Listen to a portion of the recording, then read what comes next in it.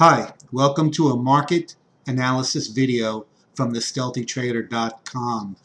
So today we're going to go over what transpired in the market during the week, a look at how our disguised accumulation paid off for our members, and a review of a couple of the stocks that we have our eyes on.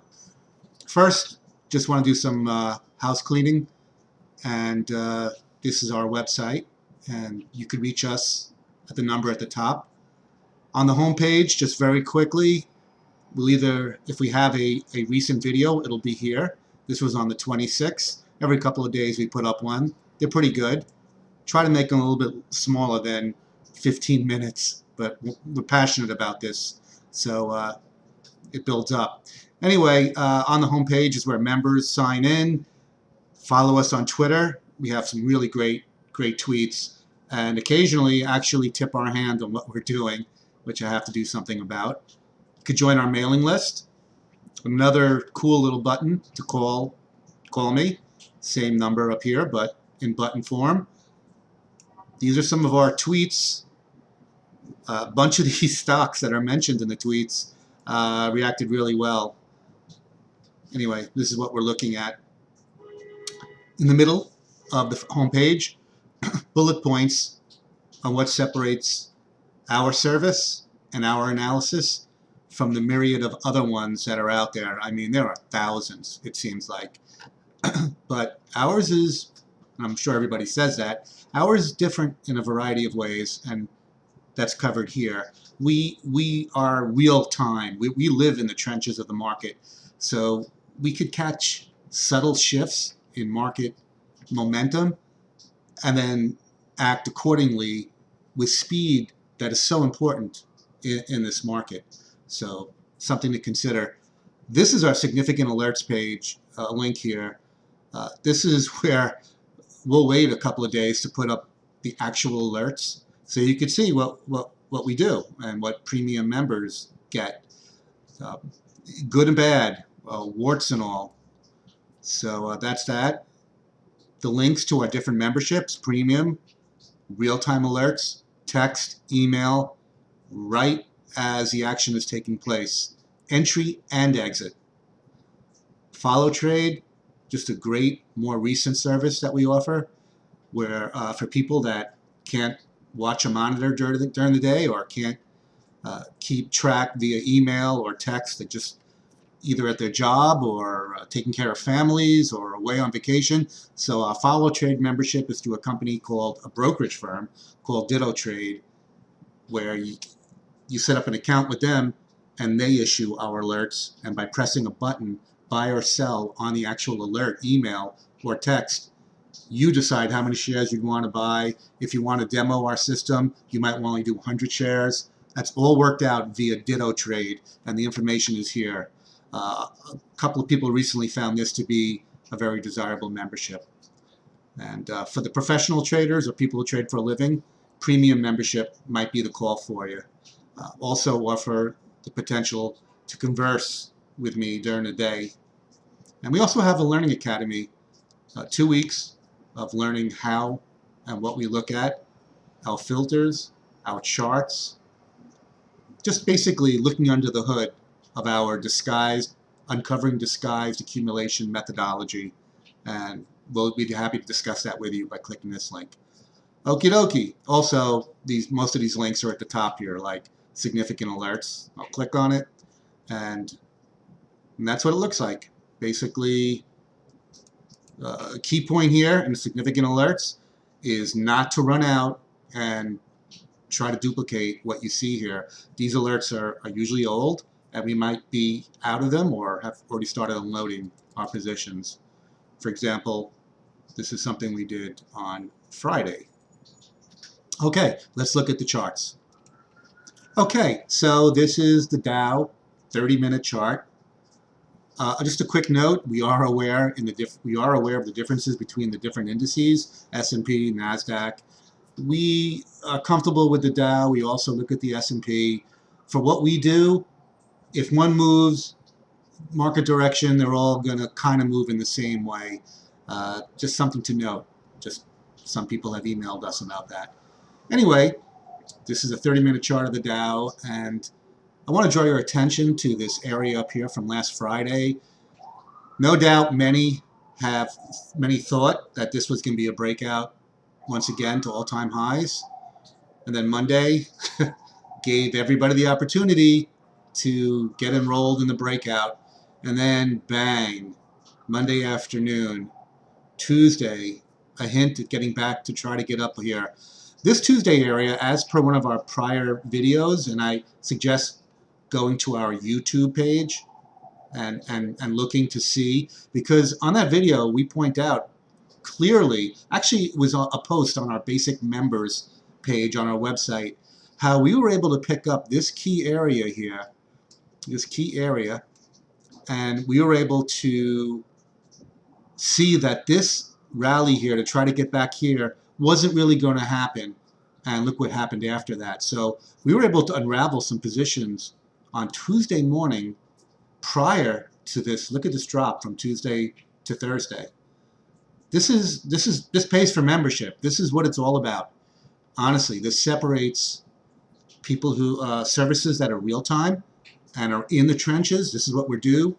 We're not at conferences during the day. We're not, attending to administrative things. We are in the markets. We are looking. We see conflict in the way the market was trying to get back up, in conjunction with what happened Friday afternoon when it gave up the ghost and dropped. So net, we were able to advise to get out and kind of restructure our holdings a bit. Tuesday, as I said, dumped. Wednesday was painful. I mean, Wednesday was clearly one of the worst days this market's had in a long time. An attempt down here to try to rally just didn't happen. And we caught this also. We noticed this, and we were very, very patient. Didn't really put on any bad trades. And then Thursday, again, a dump. I want to draw your attention to this Thursday morning hammer on a 30-minute chart. This is kind of a hammer, although it's really a doji, but I don't want to split hairs on it. Basically what this says is let's scare everybody to get everyone out of a support area here, 17,620, and everybody gets out, and then those that move the market say, haha, get back in, and or they never were out. They actually probably bought down here. And then for the rest of the day, on Thursday, the market traded higher. It's a key candle. We did some buying here, by the way. And then Friday was really an uneventful day. Boring, low volume, basically sat on our hands. And as you can see, going into next week, Thursday and Friday, we have one of these classic rectangles, consolidation rectangles. What we want to look for is to get back above this area that failed on Wednesday afternoon. We're going to have to take out Thursday's highs, another 50 points, might not be an issue. Then this level, and then who knows what could happen. On the downside, something that I'm going to show in the daily chart. This is a channel that it broke out of before it rallied again, down to like 17,000, 17,100. And this is something that we're kind of concerned about and actually acting a little bit upon should it happen. Let's look at the daily chart. Okay, this is the daily chart of the Dow, and this was Friday, this was Thursday, that horrible day on Wednesday. Notice again, this is Friday, what I showed the 30-minute chart for, how it tried to get through there in the afternoon, and then Monday, early trade, tried to get through this level. And then Tuesday, this top part of the candle, that area that we saw the potential to get through the highs was not going to happen, and take out recent highs up here. And then look what happened Wednesday, Tuesday, Wednesday, Thursday, and Friday again, consolidated. Our concern, here are two key areas. This is the 200-day, this sloping line that starting to lose some of its slope. And it's roughly 17,323. That's 400-point drop from where we closed Friday. These bottoms, I mean, this trend line here at 17,600, it's key. And I showed that trend line on the 30-minute chart. So if that doesn't hold, I wouldn't be surprised to see 17,300. And this is that sloping channel that I pointed out again on the 30-minute chart down around 17,000. And the way this works is this is a channel that we picked up on, and this is actually kind of a painful period for a lot of people because look at how choppy it is. I mean, number one, this market's been really choppy for a long time. And then this key indecision candle, when it broke out of this down channel, indicated to us that once again we didn't experience what we had seen the last three attempts, these big red slides.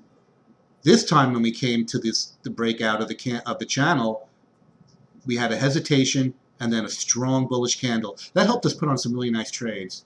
Then again, the market slid again, and it seems to be sliding again. Listen, these are definitely difficult times. So that's the daily chart. The 20-day is also, this red area is getting close to the 50. You have to respect the bullish trend of this market, which is an extended bullish market. So again, we live in the present moment. We're not going to prognosticate on where this market's going. We create scenarios of what ifs for all potential outcomes. And that's the daily chart. Okay, so the first stock we're going to look at is NVAX, NVAX. And this stock and what happened in the last few days demonstrates what our uncovering disguised accumulation, the power behind it. So first off, I just want to say this was trading last Friday close to $10, which was, I think, a recent high, if not, well, it was a recent high, let's put it that way, $10 roughly. And then that was Friday, and then it started to drop, and then Monday dropped even more, Tuesday, and it basically collapsed from Tuesday, Wednesday, down to Thursday, okay? So it went from $10 to $7.30 in like 3 or 4 days. I'm going to show you a well-written article from Seeking Alpha, one of the free tools that we keep abreast of exactly what went on behind the scenes with why this stock dropped and how we were able to pick up on accumulation right here on Thursday. This day right here, we were able to pick up on buying support, of which the next day, Friday, our members were able to get out of our trade a little bit early, around $8. We bought $7.50. A nice move nonetheless in one day. But I want to go to that article now. Hold that thought. Okay, so this is the article I was talking about. I want to make a correction. It was in Forbes and not Seeking Alpha, which we also use. But we're always looking to see what's happening before we get involved in a trade, as you should. We take everything with a grain of salt, but we like to get as much evidence as possible. So net, this is Ken Cam, a very concise article about exactly what went on with the financing. I'm not going to get into this whole side of the business where hush-hush or certain investors get priority deals, but net, to borrow money, to raise money, they offered a really sweet deal to certain investors that knew that the underwriting, the public offering was going to be at $7.25 when it was trading around $10. And knowing that they were going to get the shares at that price while it's trading $10, that explains what happened in those 4 days. They're locking in whatever they can. And, this is just a reality of this business, especially for companies in the biotechs that don't have earnings, or I'm not going to say this one does or doesn't, but it's just something to be aware of. We didn't know any of this, and we weren't caught in this. And my heartfelt sympathies to those who happen to be traders or technical chartists and wouldn't have any way of seeing this. Although we didn't get involved, but we did get involved after we saw the buying. Once this got down to that 725 area, that's when coincidentally we were able to uncover this disguised accumulation. Please reach out to me and I'd be happy to share the link to this article. Anyway, after seeing the article, this is what happened. $10. They knew they were getting shares at $7.25 when nobody else did, apparently, and they took all this profit and locked in $2.50. God knows how many thousands of shares. It's nice to be king. Anyway, all we're able to do is obey our methodology, and we're grateful that we have set up such proprietary filters that are pretty good at uncovering accumulation. And net, once again, we were able to get our premium members into this one at $7, roughly 50 cents, and we sold out on Friday at $8. We will be watching this one for sure going forward. Let's get to the next. Okay, so this is one that didn't work out as we had hoped. Just want to show that we don't hide our blemishes. We're humans, and if this was a 100% proven business, I'd be doing this webinar on a 150-foot yacht in the Mediterranean, I think.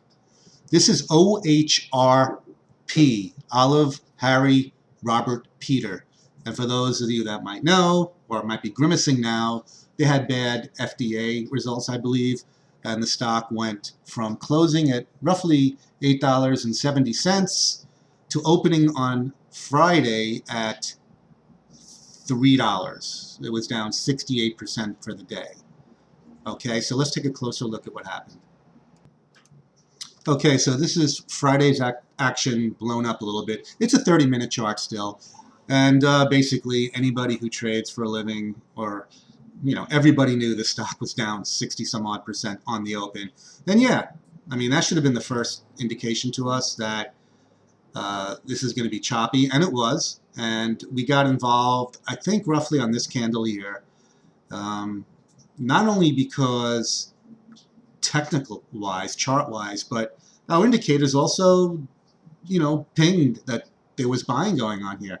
And no doubt, looking back on it, there probably was. I mean, there clearly was. But we didn't take into effect. So anyway, we bought around $3 and I think around 12 cents on this breakout over here. And we had one nice candle up to 321, and this next candle should have been an indication to us that it wasn't to be, and that there was a lot more funds and other folks caught in this trade, and we got stopped out at like 295, which when it went down to 272, I mean, looking back on it, you got to have stops, especially a stock that's opens 66% lower. Even if it's only $2.74, that's how much money you could lose, or $3.10 where we bought. That's a lot of money to lose if it goes to zero. I mean, in the market, you can't speculate, or you can't rule out anything happening, right? And you don't want to hold something like this overnight, even if it opens at $9 on Monday. So anyway, that's what happened on this one. We misjudged how many people were still stuck in this, even though it trapped a lot of people back in it. And it did fire on all our filters, and all the boxes were ticked off, but yet, as happens, it was a losing trade. We were stopped out. No harm, no foul. We will, and I'm sure everybody else will be watching this one going forward. And lastly, this is a stock, Gray Television Incorporated, GTN, Gary, Tom, Nancy. And looking back here on Monday of last week, it dropped tremendously. And, Tuesday, Wednesday, the classic, try to get back, and then another drop. Our filters picked up on this, fortunately for us and our members, on Friday morning. And once again, it's not just charting or technical indicators, volume, stochastics, you name it. We utilize bits and pieces of a lot of different inputs, including our proprietary filters that we set up that are not used, basically, that we know from anybody else in the markets. And we picked up on accumulation, disguised accumulation, roughly right around here, and it coincided with the trend line breakout around 1320, and we put out our opinion that it was a good buy, and we did get involved nicely, and it closed pretty strong. The volume was nice on the close. What to expect, we don't know. We're gonna, again, we live in real time. So next week, for our members who are watching this video, we'll definitely be updating. So far, so good. And that's it for now. Perhaps, ideally, you move back up to the breakout level, or in the least bit where it broke down here around $14. So that's it for now. I'm Jonathan from the Stealthy Trader, and by all means, reach out to me, ask questions, ask about our memberships, about our real-time methodology and how that makes a difference, our algorithms that pick up on attempted disguised accumulation. And that's it for now. I'll see everybody in the markets next week.